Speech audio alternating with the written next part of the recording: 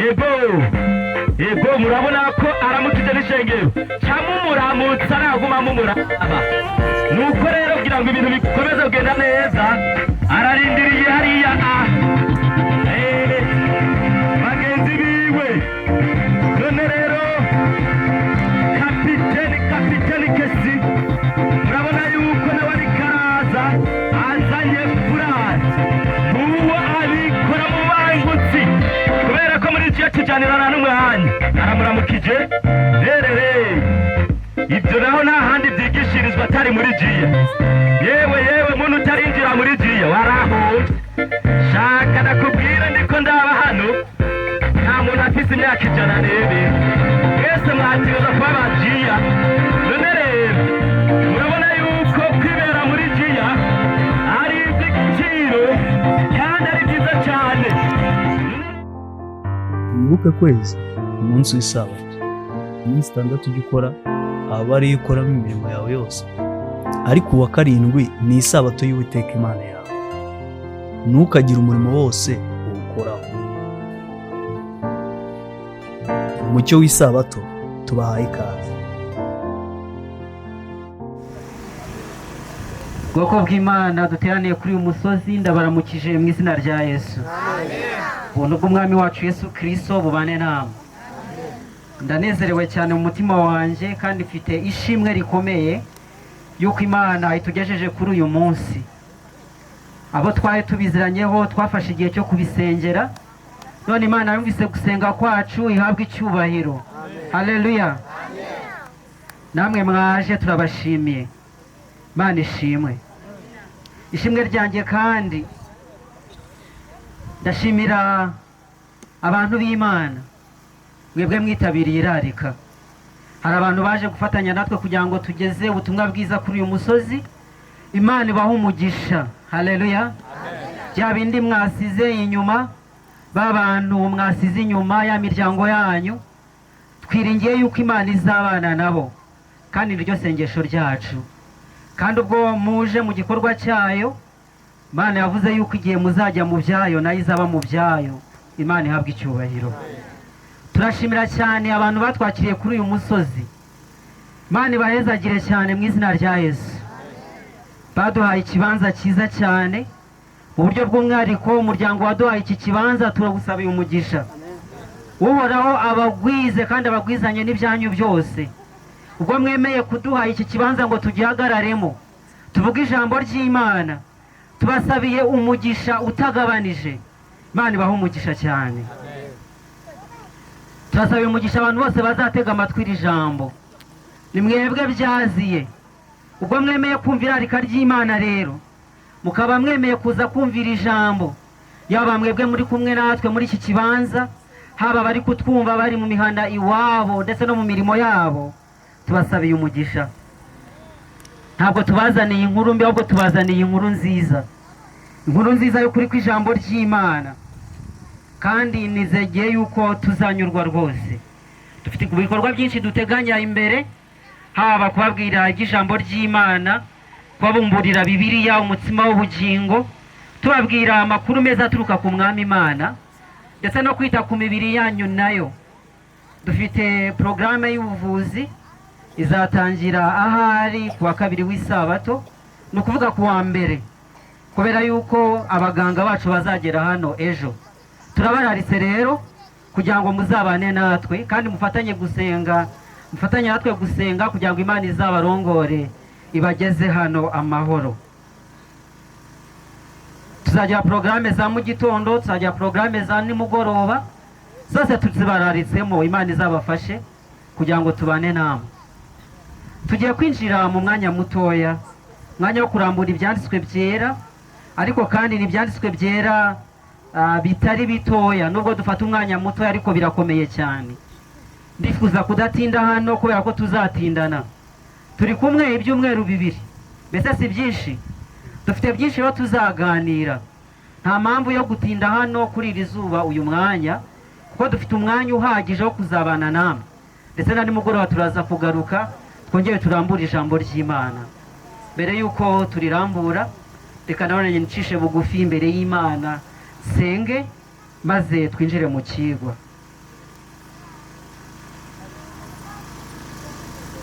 Data mwiza, turagushimye, tugushimira ijambo ryawe, ijambo wemeye ko rigera kuri uyu musozi. Tugushimiye ko dukunda, atari abatuye mu gisagara gusa, ahubwo n'abatuye mu misozi nk'iyi ngiyi, kandi ugahamagarira abamenye ukuri kwawe ngo bakujyane naho hose. Tugushimiye ko wadutoranije ngo tuzanire ijambo, nuko rero tugiye kurirambura, ntaba ari twebwe ahubwo izina ryawe abe ryo rihabwa icyubahiro. Jewe ugiye guhagarara imbere y'abantu ntaba ari jye, ahubwo umvugiremo, ijambo ryawe ryumvikane. Tubisabye mu izina rya Yesu, amen. Bwoko bw'Imana, hari mwabonye ikigwa cyacu cyangwa se ikivugo cy'ibi byumweru bibiri hariya kuri iriya pankarite twamanitse hariya, kiravuga ngo igihe cyo gukora kuhoraho kirashyitse. Haleluya. Amakuru tubazaniye kuri uyu musozi ni uko igihe cyo gukora kuhoraho kigeze. Haleluya. Amagambo y'ifata kibanza tuzakomeza kwibandaho araboneka muri Zaburi y'Ijana umurongo w'126. Haravuga ngo harageze kuhoraho agira icyo akora. Haleluya. Harageze kuhoraho agira icyo akora, kandi ntabwo yagikora atarabwira abantu bo kuri iyi misozi. Niyo mpamvu adutumye. Bababwiye ko nturutse mu Rwanda, naturutse kure rwose, kandi n'abavuye mu Burengero mu Rumonge ntabwo ari hafi. Turaje ngo tubabwire ko hari icyo Uwiteka agiye gukora. Harageze kuhoraho agira icyo akora, ariko ntabwo yagikora atarabibabwira, kubera yuko arabakunda. Haleluya. Arabakunda cyane, ntabwo yagikora atarabibabwira. Twamaze kurimba indirimbo ya kabiri ivuga ngo umwami ageze ku irembo. Haleluya. Umwami Yesu ageze ku irembo, araje, ntabwo yaza atarabibabwira kugira ngo mumwitegure. Umunsi wo kuza kwe uteye ubwoba cyane. Ni inkuru nziza kuri bamwe ku babimenye, ariko n'indi nkuru mbi cyane ku bantu batamwiteguye. Isomo riratubwiye ngo harageze kuhoraho agira icyo akora, kuko bahinduye ubusa ibyagezwe by'Uwiteka. Mbese abahinduye ubusa ibyagezwe by'Uwiteka bakwishimira uwo munsi? Oya, ntabwo babyishimira, kuko ni umunsi mubi, ni umunsi uteye ubwoba. Uwo ni umunsi w'ubutabera, ni umunsi wo kugaragaza imbabazi z'Imana. Tumaze igihe mu ntambara ikomeye, tumaze igihe turi mu bihe bikomeye cyane by'ingaruka z'icyaha. Aya magambo tuzaganira mu buryo burambuye muri ibi byumweru bibiri. Icyaha cyangije umuntu, bamwe bavutse batujuje ingingo z'umubiri, abandi bararwaye, niyo mpamvu turi kuvuga iby'ubuvuzi. Abandi imiryango ntabwo yumvikana, yewe abantu bagera ubwo bapfa. Dufite ibibazo mu isi, ariko harageze kuhoraho agira icyo akora. Haleluya. Abana b'Imana bakiriye Yesu Kristo bakavanwa mu isi bakajyanwa mu ijuru. Yesu Kristo ari hafi. Haleluya. Yesu Kristo ari hafi kuvana abantu mu isi akabajyana mu bwami bwo mu ijuru. Ariko kandi isi yangijwe nuko abantu baretse amategeko y'Imana, abantu bahinduye ubusa ibyagezwe by'Uhoraho. Bityo rero niyo mpamvu icyaha cyangije abantu, niyo mpamvu hariho ingaruka z'icyaha, niyo mpamvu habaho gusonza, niyo mpamvu habaho kurumbya mu mirima, niyo mpamvu habaho kurwara, niyo mpamvu habaho kugumba abantu ntibabyare, niyo mpamvu hariho ibibazo byinshi cyane. Yesu adusezerana amasezerano akomeye cyane y'uko igihe gishyitse. Haleluya. Uwiteka akagira icyo akora kuri ibyo bintu, akavanaho ingaruka z'icyaha zose uko zakabaye. Haleluya. Ariko ndagira ngo mbabwire yuko abantu baretse amategeko y'Uwiteka, abantu baretse ibyagezwe by'Uhoraho bakabihindura ubusa. Ibyo bintu bizababera inkuru mbi cyane. Bazifuza kwihisha amaso y'Uhoraho igihe azaba agarutse aje gutwara abantu be, ariko ntabwo bazabona aho bamwihisha. Mbese ntabwo byari ingenzi yuko Uhoraho abanza kuburira iyi misozi kugira ngo abantu kuri iyi misozi bitegure kugaruka kwe? Birakwiye rwose. Ndagira ngo abari ku buhanga bw'ibyuma badutize indi mikoro, nze gusaba mwene data turi kumwe hano muri porogaramu afashe gusoma amasomo amwe yo muri Bibiliya. Turasoma amasomo make cyane, ahari turasoma amasomo 2 gusa, arabahagije muri uyu mwanya, ariko tuyatekerezeho cyane. muvandimwe dufashe urambure igitabo cya mbere cya Samweli.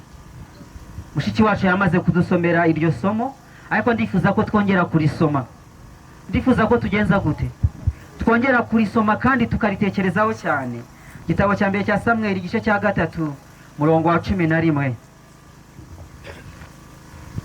Igitabo cya mbere cya Samweli igice cya 3 murongo wa 11 havuga ngo, Uhoraho abarira Samweli ati, raba nzokora ikintu mu Bisirayeli, uzocumva wese iminzerere izovuga mu matwi. Reba nzokora ikintu mu Bisirayeli. Haleluya. Igihe cyo gukora kuhoraho kirashyitse, kandi aravuga ko ikintu agiye gukora. Mwabyumvise yemwe? Ngo uzabyumva wese amatwi ye. Mu Kinyarwanda baravuze ngo azacura injereri. Hazumvikana mwiki? Iminzerere. Ahari muraza kubyumva namwe mu rurimi rwanyu. Ni ibintu biteye ubwoba, ni ibintu bihindishije umushyitsi ku bantu batabyiteguye. Yewe, uwo munsi uteye ubwoba cyane. Uwo munsi uteye impungenge ku bantu batawiteguye. Nicyo gituma igihe tuzamara kuri uyu musozi, turabingingira mu izina rya Data wa twese kugira ngo mube mwiteguye. Haleluya. Mube mwiteguye kuza k'umwami Yesu, kuko twebwe tuzavuga duti ngiyi Imana yacu twategereje ituzaniye agakiza. Ariko abantu bazabyumva batiteguye, ngo mu matwi yabo hazamera nk'avugamo iminzerere. Bizaba biteye ubwoba cyane, ntabwo kubyihanganira bizakunda. Ijambo ry'Imana mu Byahishuriwe Yohana igice cya 6 ngo abantu bazasaba ino misozi ngo ibahishe yicaye kuri iyo ntebe, ariko ntabwo bizashoboka. Ese biroroshye? Ntabwo byoroshye na gato. Andi magambo nshaka ko dusoma, magambo dusanga mu Migani igice cya mbere murongo wa 20. Amagambo dusanga mu Migani igice cya mbere umurongo wa 20, mbese aratubwira gute? Urakomeza udushitsize ku murongo uheza icyo gice cya mbere, murongo wa 20, urasoma witonze.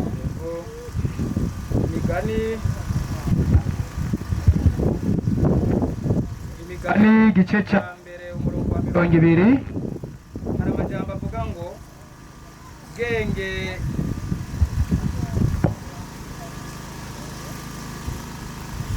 reka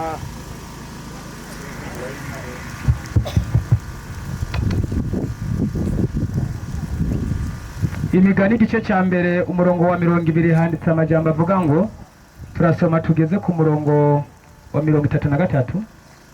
Handitse amajambo avuga ngo, bwenge arangurura ijwi mu nzira, ashyira ijwi hejuru ahiyaguye, asemerera ku nama aho bakoranira, mu ishikiro ku marembo no mu gisagara niho avugira amajambo yiwe. Buretse gato twumve. Bwenge ararangurura. Haleluya. Amina. Bwenge ari kurangurura kandi ari gusemerera muri iyi misozi. Mbese bwenge ninde? Ni Kristo. Bwenge ni Yesu. Haleluya. Amina. Yesu ari kurangurura kuri iyi misozi, arimo arasemerera cyane kugira ngo uwumva wese yite kuri aya magambo. Komeza. Ego umurongo wa 22 ati, yemwe bijuju, yemwe ababijuju, yemwe abaswa nimwumve. muzogeza ryari gukunda ubujuju? Mbese mwageza ryari gukunda ubuswa? N'abacokoranyi guhimbagwa no gucokora. Mbese muzageza ryari guhimbarwa n'ubwo bucokoranyi bwanyu? N'ibipfu kugirira urwanko ubwenge. Mbese kubera iki mwanga ubwenge? Muhindukire kubwo kwihanikiriza kwanje. Nimuhindukire mwumve ijwi ry'umunyabwenge. Raba nzosuka mpwemu yanje kuri mwebwe. Uwiteka arasezerana isezerano yuko agiye gusuka mwemu kuri twebwe. Ego nzobamenyesha amajambo nahamagaye namwe mukanka. Nzobamenyesha amajambo nahamagaye namwe mukanka. Aravuga ati nzabamenyesha amagambo yanje. Muri ibi byumweru 2 tugiye kumara, tugiye kumva amagambo ya bwenge. Haleluya. Amina. Uretse gatoya tubanze twumvira ijambo. Ego. Bwenge arahamagara. Haleluya. Amina. Kandi bwenge arasaba ngo mwumvire ijambo. Bwenge arashaka ko muva mu bujuju. Bwenge arabasaba kuba abanyabwenge. mukakira ubwenge bwe. Haleluya. amina Ibi byumweru bibiri Uwiteka azanye ubwenge bw'Imana, nitwe tuzabisoma. Ntabwo dufite amajwi meza, ariko turasenga mu mitima yacu ngo muzumve ijwi rya bwenge. Amina. Haleluya. Amen. Avugana n'imitima yanyu. Turasenga ngo azabasukire mwuka wera we, abemeza amagambo azavugirwa kuri uyu musozi. Mwanga ubuswa, mukunda ubwenge. Haleluya. Amina. Muve mu bujuju, mujijuke. Haleluya. amina Abifuza kuva mu buswa ni njye wa mbere. Haleluya. mu bujuju Imana igiye kutuvana mu bujuju, ego igiye kuduha ubwenge, kandi ibi byumweru bibiri ni icyo ngiki duhamagariye. Ariko kandi hari umugabane w'abantu bazabyanga ndetse bakabirwanya cyane. Abo bantu nimwumve amagambo agiye gukurikiraho umusomyi agiye kudusomera. nkabakura ntihagire ubibara, mukagaya inama zanjye zose, mukanka kwihanikiriza kwanje. Ngo abantu banze kumva amajambo y'Imana, maze Uwiteka arabakura, ariko reka da, akabaha inama ariko ntihagire umva inama z'Uwiteka. Nuko nanjye nzobatwengera mu ijigo mu gihe cy'ibyago byanyu. Mbega amagambo y'Imana ateye ubwoba. Bizagenza gute yemwe? Nzobatwengera mu ijigo. Imana izabatwenga igihe namwe muzagera mu byago, igihe namwe muzagera ubwo mushaka Imana nyamara bitagikunda yuko muyibona, kubera yuko yabatumyeho ariko ntimwabyitaho. Uyu muburo niwo dutangiranye mu izina rya Yesu, amina, kugira ngo mutazagwa mu ikosa ryo gukerensa iby'Imana bije kuvugirwa kuri uyu musozi. Ndagira ngo mbabwire iki kintu.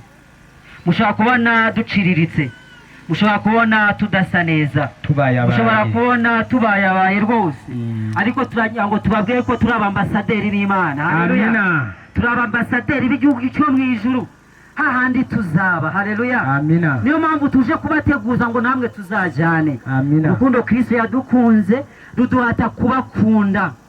Iki gikorane cyateguwe n'abajiya, urwaruka rw'Abadiventisi umunsi wa karindwi. Impamvu idukutera gukora ibi ni uko urukundo rwa Kristo ruduhata. Amina. Urwo rukundo rero ntabwo rwatwemera ko tujya mu ijuru tubasize.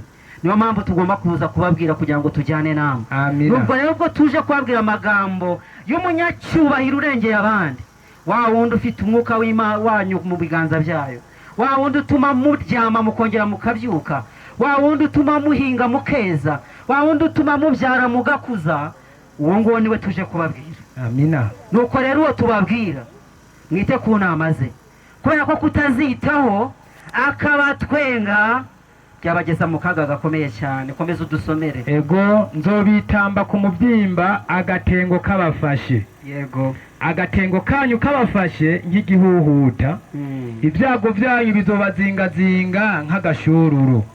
Guhagarika umutima n'ubusinzikare bibashikiye. 28 niho bazontakambira ariko sinzobishura, bazondondera ubudahumeka ariko ntibazombona.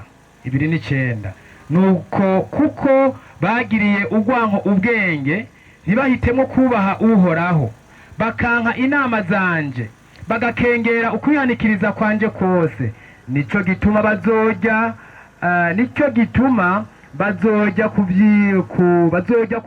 ntabwo ari iby'imigambwe, ntabwo ari ibashyira mu kaga. Nimubyumve vuba. Haleluya. amina. Mwiye guteba kubyumva kuko nta n'igihe mufite. Mbese mufite igihe kingana iki? Mbese no hari ahantu ho gushyingura? Ego. Hari amarimbi rusange? Ego. Twazafata umwanya se tukajya kuyasura, tukareba niba hari abantu turuta bapfuye. Ahari muzakora uwo mwitozo. Abafite imyaka 15 muzagende murebe niba hari abantu bari bafite imyaka 15 bapfuye bakabashyingura. Bafite imyaka 20 muzabigerageze murebe. None se ko ndeba ngo mushaka kubyiyumvira imyaka 10 muzapfa ryari? Yewe wowe uneze amatwi uzapfa ryari? Ntabwo ndi kubatera ubwoba, ariko ndagira ngo babwiye ko nta gihe mufite. Kandi ibyo tubabwira ni ibijyanye n'urupfu n'ubugingo, ni ibijyanye no guhitamo agakiza cyangwa guhitamo urupfu. Reka mbabwire, nta rubanza mwari mufite igihe twari tutaragera kuri uyu musozi. yewe ngo ni natwe ba mbere tuhageze tuzanye iyi nkuru, ariko ubwo tuhashyitse urubanza ruraje. Haleluya, amina. ubwo tuhashyitse mukabyumva yuko Uwiteka agira icyo akora kandi akaba yaranze kugikora mutarabimenya, ubwo bivuze ngo urubanza ruraje. Haleluya, Amina. mbese murahitamo uwuhe mugabane? Murahitamo gukomeza kubyiyumvira cyane bizasaba imyaka? Mbese niba ushaka kubyumvira imyaka 10 kandi uzapfa mu myaka 5, biragenda bite? Ndagira ngo bitekereze neza. Nshuti z'Imana uzaniye. Haleluya, amen. nshuti zanjye, ibi ni ibirenge byizanye inkuru nziza, kandi turabingingira kugira ngo ubwo tuzabasanga mu mihana yanyu tuje kubibabwira, tuje kubararika, muzatwakirana ubwuzu. Amina. Muzaturebere mu ishusho ya Yesu. Haleluya, Amina. hano hagwiriye amadini kandi amadini ya gikristo. Murazi Yesu. Haleluya, Amina. muzaturebere mu ishusho ya Yesu. Ntabwo tuje gushaka abayoboke b'idini, twebwe turi abadivenisi umunsi wa 7 twibumbiye muri iryo dini nyine, ariko ntabwo tubararikira kuza mu badivenisi umunsi wa 7 mu idini. Oya, ntabwo ari wo mugambi wacu. Mugambi wacu ni uko mwemera Yesu. Haleluya, Amina. kandi uwo Yesu mukamwakira kugira ngo mufatanye natwe kumwitegura. Amina. Badiventiste ntabwo ryumvikana, cyakora ahari abakatolike bararyumva, ijambo adiveni rirumvikana. N'abategereje abacabita ngo n'abasabato. urakoze cyane. Abasabato ariko ni uwo mugabane wa 2 witwa umunsi w'indwi, ariko dufite imigabane 2 y'izina ryacu. N'abadiventisti b'umunsi w'indwi. Haleluya, Amina. n'abadiventisti b'abasabato. Abadiventisti buze abategereje kugaruka kwa Yesu. Haleluya, Amina. niringiye yuko n'aba metodiste bari hano, niringiye ko n'aba orthodoxe nabo bategereje kugaruka kwa Yesu. Amina. Nibyo tuzaganira. Haleluya, Amen. cyakora umunsi w'indwi nawe uzana urundi rubanza, uzana yuko abantu banze ibyagezwe by'uhoraho. Ibyo tuzakomeza kubiganira, turebe iby'imyiteguro dukeneye kugira ngo tuzasangane umwami wacu Yesu. Rero ntabwo tuhamagarira ngo tumuze mu idini yacu, bijya binatugora kujesiyona abantu benshi. Haleluya, Amina. bijya bigorana kubona abantu buzuye mu rusengero ariko badafite Yesu. Muramenye ntimuzaze mu idini yacu mudafite Yesu, kuko mwazatugora cyane, mwazagora abarongozi. Ahubwo muzaze mwemeye kugendera mu nama z'Imana. Amina. Muzaze mwemeye kugendera mu bushake bw'uhoraho. Amateraniro yacu azasozwa n'umubatizo yuko mwemeye kugendera mu bushake bw'Imana. Abo ngabo gusa babyemera n'imitima yabo yose, bakavuga bati duhisemo gukunda Imana n'umutima wacu wose, duhisemo kugendera aho Uwiteka tuyobora hose. Abo ngabo nibo tuzakira, abo ngabo aribo baziyandikisha. Haleluya, Amen. ndabinginga mu izina rya Yesu. Amen. Ubwo turi hafi kubona agacu kirabura kangana n'igice cy'ikiganza, ako ngako kazaba ari ikimenyetso cyo kuza k'umwana w'Imana aje kudutwara, aje kutubana mu isi. Ako gacu ko kazarushaho kugenda katwegera, niko tuzagenda turushaho kubona ko kuri ako gacu hazaba hicaye usa n'umwana w'umuntu, wambaye ikamba ry'izahabu ku mutwe kandi afite umuhoro utyaye mu ntoki ze. Uwo Yesu azaba aje kandi azazana n'abamarayika benshi, ibihumbi byinshi, kandi amaso yose abateranira hamwe mwese muzamubona. Amina. Nanjye nzamubona. Haleluya, Amen.